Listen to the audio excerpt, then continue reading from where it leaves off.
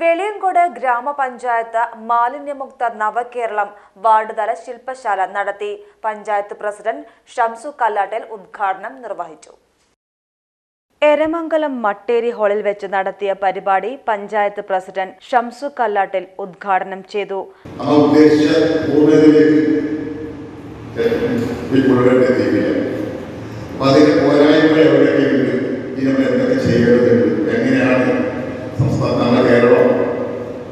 മാലിന്യമുക്ത നവകേരളം എന്നുള്ള ആക്ഷൻ യാഥാർത്ഥ്യമാക്കിയ ഏതൊരു ഗുജറാത്ത് നമുക്കറിയാം. നമ്മുടെ സംസ്ഥാനം എന്ന് പറയുന്നത് 14 ജില്ലകളിൽ 5 ബ്ലോക്ക് പഞ്ചായത്തുകൾ, ജില്ലാ പഞ്ചായത്തുകൾ, ഗ്രാമപഞ്ചായത്തുകളൊക്കെ കൂടിയതാണ്.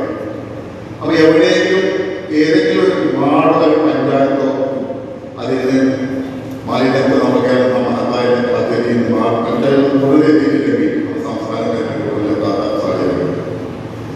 ഇത് നമ്മൾ ഓരോരുത്തരും സ്വയം ഏറ്റെടുക്കേണ്ട പ്രവർത്തനമാണ്.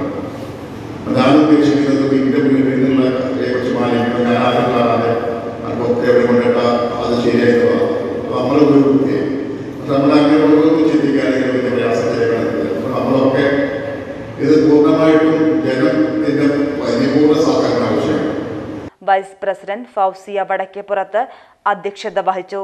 പഞ്ചായത്ത് സ്ഥിരം സമിതി അംഗങ്ങളായ മജിദ് പാടിയോടത്ത്, സേതുപുഴയ്ക്കര, റംസി റമീസ്, വാർഡംഗങ്ങൾ, ഹരിതകർമ്മ സേനാംഗങ്ങൾ, ആശാ വർക്കർമാർ, കുടുംബശ്രീ, തൊഴിലുറപ്പ് അംഗങ്ങൾ, അംഗനവാടി അധ്യാപകർ, വിവിധ വകുപ്പ് ഉദ്യോഗസ്ഥർ തുടങ്ങിയവർ പങ്കെടുത്തു.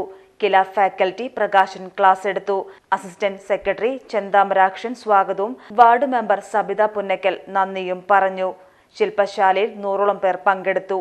Page news Maramchery. സ്നേഹത്തിന്റെ ഭാഷ ഒന്നാണ്.